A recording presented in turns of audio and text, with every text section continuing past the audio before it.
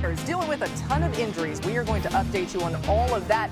The Rams could be licking their chops tonight, but it's the NFL, so you never want to assume anything, right? As we welcome you in here, Lindsay Theory is in LA covering tonight's game. Of course, she joins us now. Lindsay, as I said, injuries a big issue for San Francisco right now. Let's start with the quarterback position where Brock Purdy is out tonight. Laura, Brock Purdy's out. Mac Jones will get the start again. He has confidence in his ability to step up. He won a couple of games for the Niners in weeks 2 and 3. He says he believes in his process when it comes to preparation, regardless of whether he knows he's going to start or come in off the bench. Obviously tonight, very clear he will be the starter. Here's what's going to be Mac Jones' biggest challenge tonight, among other things. Who is he throwing the football to? He's without several receivers. Juwan Jennings is out. Ricky Pearsall is out. And let's not forget, Brandon Ayuk is yet to play this season. George Kittle is on injured reserve. So we could probably going to see a lot of Christian McCaffrey.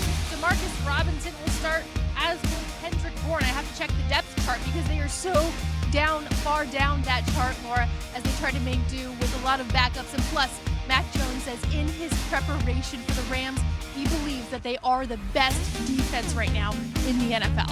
Yeah, it's great stuff. We'll continue to keep you updated on everything around this game as it's coming your way. 2 3-1 teams, by the way, despite what the 49ers are dealing with their injuries. Thanks to Lindsay. All right, Byron Young and the rest of this Rams defense has been impressive in the early going. That's what the 49ers are dealing with tonight. Currently tied for second in sacks, top 5 in turnovers and touchdowns allowed. 49ers offense, meanwhile, has struggled to take care of the ball. Their 8 turnovers, tied for the most, actually, in the NFL. Dan Orlovsky and Jason McCourty are here. What's up, guys? What's going on? How are you doing? Dan, Happy birthday. Happy birthday, Rob. Thank you, guys. Happy birthday. Nowhere else I'd rather be spending my birthday. Really? Watching a Rams touchscreen? This is great. I can't wait for that. Dan, why is this Rams defense such a problem for teams right now? Yeah, so one of the things that happened this year with this Rams, or last year, was that front four became such a viable part of their rush, and they were relatively vanilla with a lot of the things they did last year schematically. Then this year, what they've started to do is kind of expedite the simulated pressure from their defenses. And I would tell everybody from the offensive perspective, some of the things that they're doing with those simulated pressures and the lack of information they're giving quarterbacks with both the rush and the coverage is one of the reasons why that they are creating such dominant matchups and a lot of confusion for quarterbacks. So I'll start with the first one. A couple things.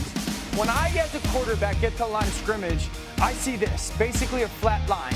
Naturally, that's a cover 0 indicator or cover 4, but I'm not really getting any information from the defense starting point. The second thing is I see a vacancy space-wise in the slot. So I'm like, okay, well, I'm anticipating a pressure then because somebody has to have some type of responsibility, either person or area. And then I go here. Well, that defensive end is standing up. He's probably going to be a dropper, but then that defensive end is standing up as well. So that's not an indicator either. What happens is this. The Rams are going to bring pressure. They're going to do that simulated pressure where they go here, here, and up the field. And then this guy's a pressure guy. Now, J-Mac, I get a dropper, right? I get that dropper right there. And from an offensive perspective, I go, okay, I got 1, 2, but they have 1, 2, 3. Well, that's advantage them. I'm outnumbered. Absolutely. And then I go up top and they go, I have 1, 2, 3, but you have 1, 2, 3, 4. I'm in a bad space offensively. Exactly. And for us as a defense right now, I love that you showed this, and it's just a 4-man rush. But when you give us empty, now we have a lot of times have to get into what we call our empty check. And this right here is a defense that allows them to go 4-on-3 up top. And then now here for these guys down the bottom, he knows I have help inside and I can force that, but I'm going to have to close to this guy because he's just a spot dropper. He's not going to collision or run with this guy. The beauty of this is up top. Now you get a chance to have 2 DBs, a safety right here and a corner up top. They're looking to see how these 3 are displaced once the ball snaps. 2 of these guys go vertical. That means I have the inside guy, you have the outside guy. And then for me, like when I see this safety drive this, because this ball almost gets picked off, I look at it and go, well, if that safety's driving it, I want to launch a post, right? Absolutely. But you guys have outstanding leverage when it comes to this safety or this corner playing inside leverage, and it almost ends up an interception. Then I'll go to the next one. This guy's Jared Verse. This is a Defensive Player of the Year candidate. As a quarterback, I'm sitting there going, okay, I have to protect those 4 or 5 guys. I'm getting all those people walking around as a defense. I need the ball to get snapped on the roll, which is where San Francisco is going to be tonight. And now all of a sudden, that guy gets pressure running through my center, and then there's that shell coverage. As an offense, I have nowhere to go with the football, also having to deal with the huge pressure. And the beauty of this is you see all of those guys running around. Behind Daniel Jones is a play clock. This is a 3rd down situation. Those guys are paying attention to the motion, to the tap by the guard, but they're also looking at that play clock, knowing when they got to get down and get to this blitz. And the beauty of it is now you have a dropper, and all we're doing is playing coverage. And you guys got 7 guys in coverage once again with only 4 rushers, and they get Verse on the center.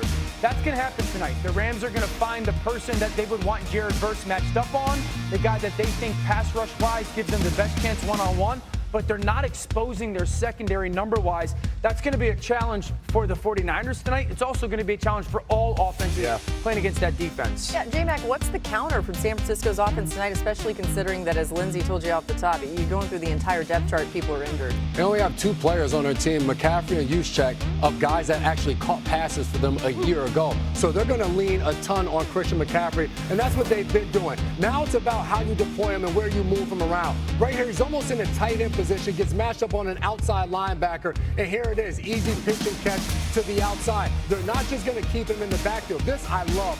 Motion to a slot receiver. Now you get 3 guys and it's empty. You expect McCaffrey to run a running back route, but this isn't that. He runs what we call a 7-cut, a deeper out, and scores the touchdowns against the New Orleans Saints. This, Dan, I don't know where you call this placement of the running back. Motion's out. He's in a wide receiver stance.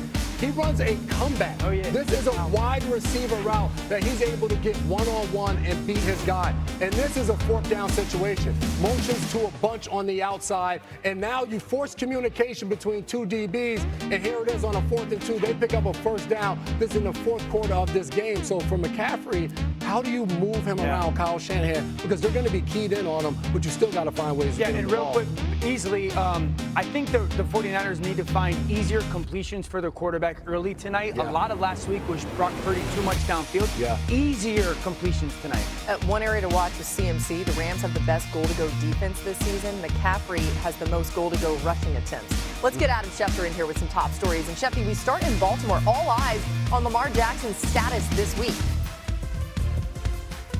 Laura, for the 2nd straight day today, Lamar Jackson did not practice due to that hamstring injury, and it's looking like he'll be unable to play Sunday against the Houston Texans, which would mean that Cooper Rush would step in and start for Lamar Jackson. Let's keep in mind, the Ravens play the Rams at home next week before there's a bye, so they could opt to hold them out of 2 games and get a month's worth of rest.